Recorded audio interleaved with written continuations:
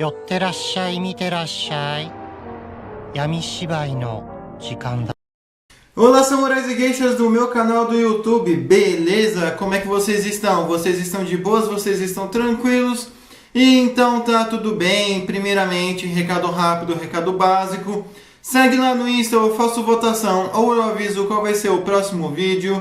Segundo recado, curte a página do canal no Face, eu faço postagens diárias, curiosidades rápidas, coisas que não dá pra ficar postando aqui no canal toda hora. E por último, mas não menos importante, eu vou deixar tanto no card quanto na descrição as últimas 5 teorias, beleza? E quem puder dar aquele apoio logo no início, eu agradeço. E bem, como vocês estão vendo aí, a teoria de hoje é: e se o México tivesse sido dos impérios centrais durante a Primeira Guerra Mundial? E essa teoria é uma teoria minha, e bem, para quem não conhece o quadro de teorias, eu pego fatos que poderiam ter dado certo, aí eu moldo de uma maneira plausível para que nossa teoria ocorra. Nada é assim, aconteceu porque eu quis, entende? Eu também sempre pego os 3 fatos mais importantes mundialmente falando: Primeira Guerra Mundial, Segunda Guerra Mundial, Guerra Fria e por último as conclusões, beleza? Mas enfim, sem enrolação, que eu já enrolei demais, vamos direto ao vídeo. E bem, por incrível que pareça, assim, o México já quase entrou na Primeira Guerra Mundial ao lado aí dos impérios centrais, mesmo sendo uma república. Pois é.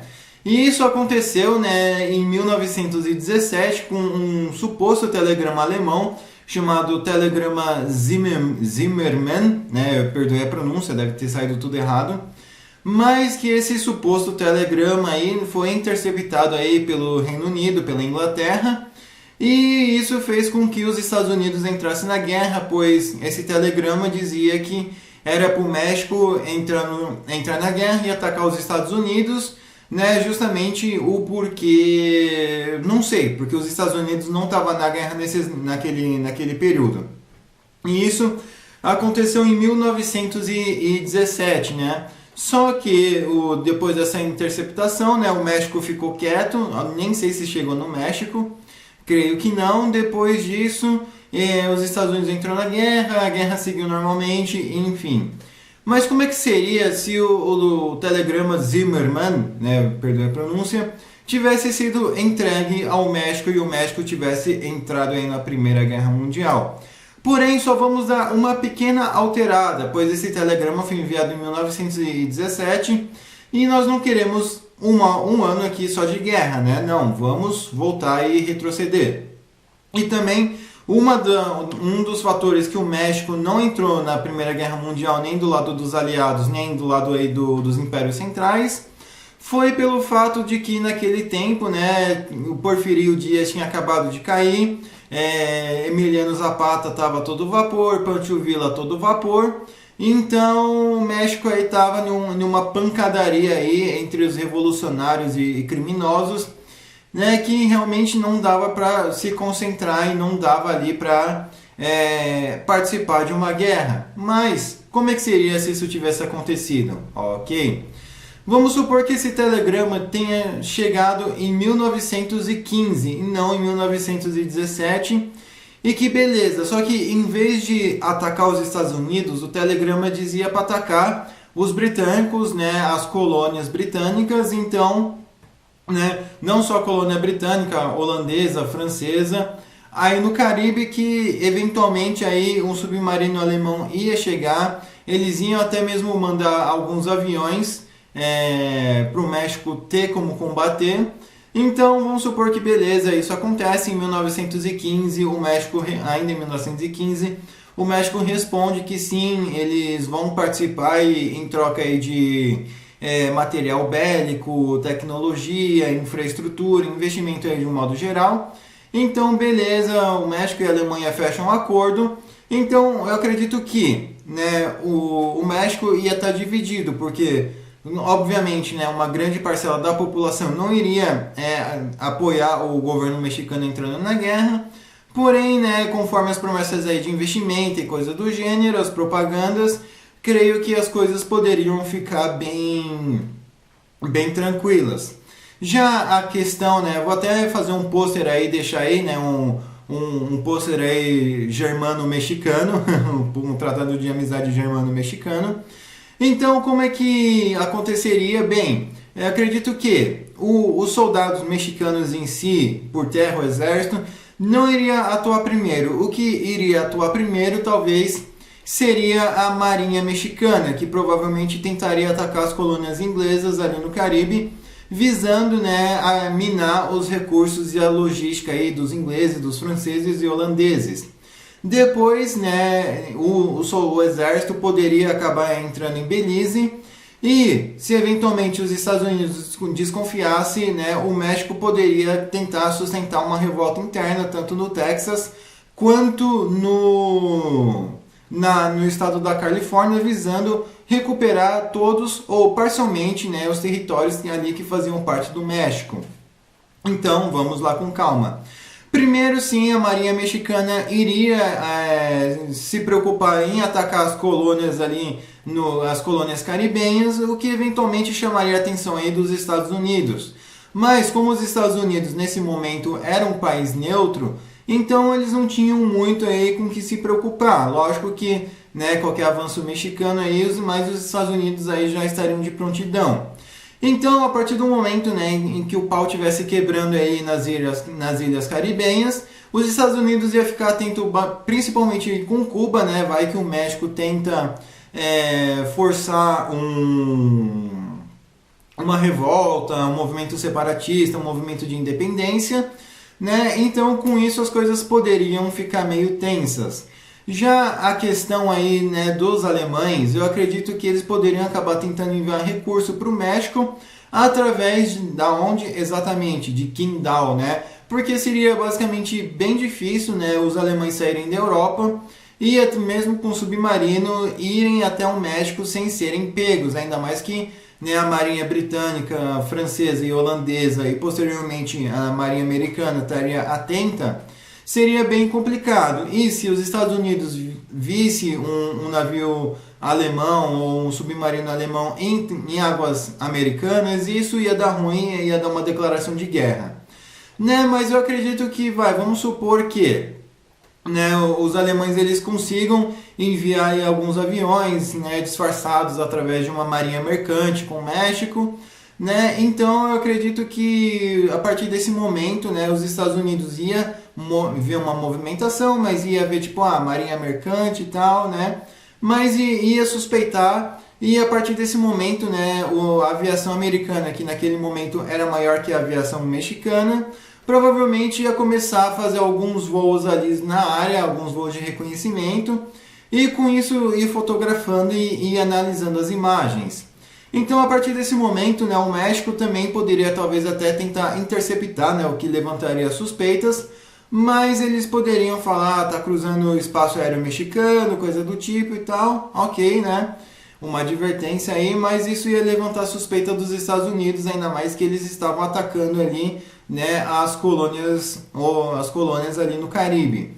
Mas eu acredito que o negócio ia ficar tenso, vamos supor que no início aí de 1916, né, quando o México, né, ele basicamente começa a inflamar uma revolta entre os mexicanos aí que estão dentro dos Estados Unidos e tentar fazer com que os soldados, né, filhos de mexicanos, ou então até mesmo mexicanos aí, né, que estivessem trabalhando nos Estados Unidos, se revoltassem e tentassem fazer uns ataques internos, o tipo talvez até mesmo uns atos terroristas. Então, com isso, né, isso poderia sim ir escalando as tensões entre Estados Unidos e México.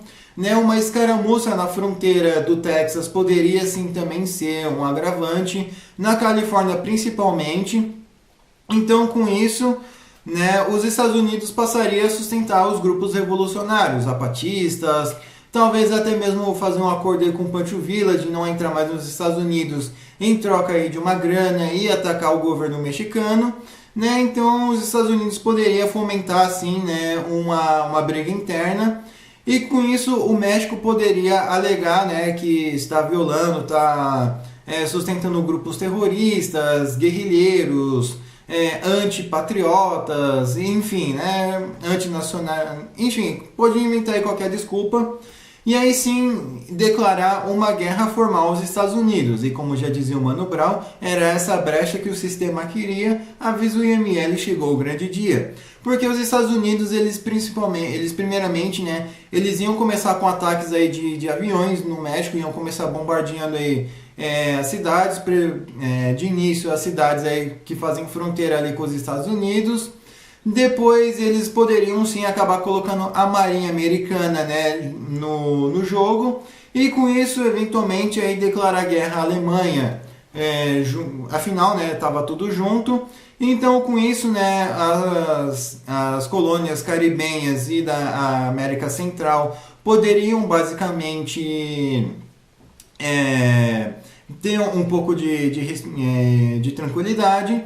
Eu acredito que o Chile, Colômbia, Venezuela provavelmente iriam romper as relações ou fazer sanções para o México. Já o Panamá iria ficar desesperado, então seria um ponto onde os Estados Unidos iria se preocupar bastante em defender, né? Iria manter uma quantidade considerável de soldados.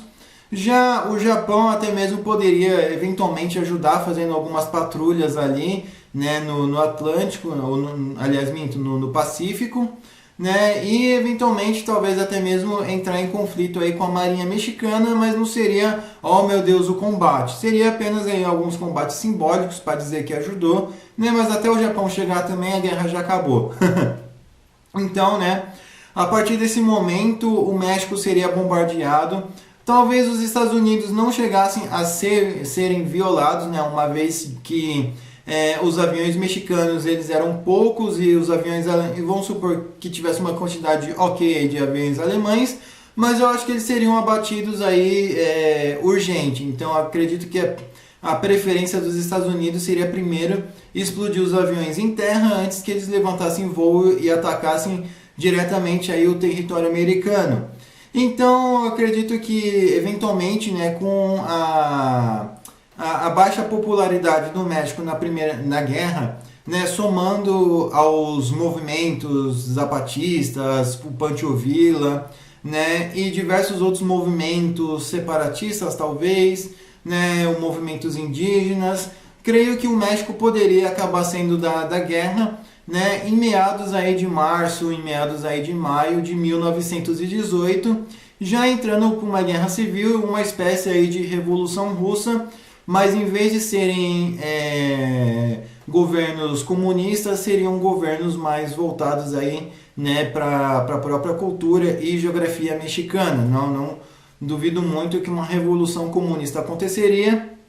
Sim, poderiam ter grupos de esquerdas que atuariam ali, né, poderiam ter alguns outros grupos, mas poderiam ter mercenários também, né, sustentados aí pelos americanos. E como indenização, né, pelo México ter, entre aspas, perdido e saído da guerra, né, provavelmente eles teriam que pagar assim, algumas coisas para os Estados Unidos e para os países europeus. Então provavelmente, né, o México talvez seria parcialmente ocupado, sancionado e até mesmo impedido aí de ter um novo exército, impedido aí de ter uma nova marinha, principalmente força aérea. Mas, né, já indo para 1920, não vamos alterar aí o final da Primeira Guerra Mundial. Indo para 1920, os Estados Unidos também ia ver, né, que, opa, sustentamos um grupo aqui, grupo ali, agora está uma bagunça. Então, sim, eventualmente os Estados Unidos poderia acabar sustentando, né, um outro governo com política mais pró-Estados Unidos, mais pró-América, né, de um modo geral, né, justamente para proteger os interesses e evitar, né, que uma grande massa aí de refugiados mexicanos acabem entrando em território americano. Então, eventualmente, sim, então os Estados Unidos iria também acabar reforçando aí as fronteiras entre com o México, iria basicamente ficar de olho em todos os mexicanos, né, dentro dos Estados Unidos, principalmente no Texas e na Califórnia, e talvez aí no Arizona, enfim, né, nesses estados aí mais próximos. Miami não seria tanto um problema, provavelmente muitos mexicanos iriam tentar fugir aí para Porto Rico, para Cuba, né, ou então para Guatemala, Nicarágua, outros países aí também da América Central. Então, eu acredito que o México, a partir de 1920, iria passar por uma guerra civil, sim, né? E sim, os Estados Unidos iria estar sustentando o governo, né, que seria mais pró Estados Unidos possível. E se não tivesse, ele faria questão de criar, né, só para ter uma marionete. Então, a partir desse momento, né, vamos supor que essa guerra civil mexicana dura e vai uns 2 anos e meio, 3 anos, né, fazendo com que o México ele ficasse dividido, né, entre um governo pró Estados Unidos, uma área aí mais zapatista, mais ali pró Pancho Villa, e outras áreas aí separatistas, né, com ideologias mais movimentos mais nacionais indígenas, né, numa tentativa aí de restaurar os seus devidos territórios. Mas vamos supor que tenha assim um acordo de paz, né, e que os indígenas aí tenham sua zona autônoma, e já os movimentos aí zapatistas provavelmente aí eles seriam caçados, porque aí sim, né, teria um falso acordo de paz entre o governo pró-Estados Unidos e esses grupos zapatistas. Então sim, a partir de 1924 os Estados Unidos iria continuar bancando o governo mexicano, né, para caçar esses guerrilheiros zapatistas e dar cabo aí de toda a liderança deles. Feito isso, né, o México teria várias zonas autônomas dentro dele, né, mas o governo central em si seria um governo pró-Estados Unidos. Eu acredito que já durante a Segunda Guerra Mundial, devido a essa proximidade e dependência dos Estados Unidos, né, o México poderia acabar participando sim ativamente aí da Segunda Guerra Mundial. Durante a Guerra Fria, eu acho que o México ele talvez, né, tentaria alguns outros governos, grupos de esquerdas poderiam tentar acabar surgindo, porém, né, o governo dos Estados Unidos não iria permitir isso e provavelmente ia jogar aí um governo militar no México, né, impedindo aí qualquer tipo de proliferação de governo de esquerda, principalmente, né, para evitar que tenha conflitos e que novamente, né, numa nova onda aí de refugiados mexicanos acabem entrando aí nos Estados Unidos ilegalmente, e no meio de tanta gente boa, gente ruim entra junto, né? Então, a prioridade seria combater, né, os traficantes, os guerrilheiros, o pessoal de esquerda, né, que tentasse uma revolução aí no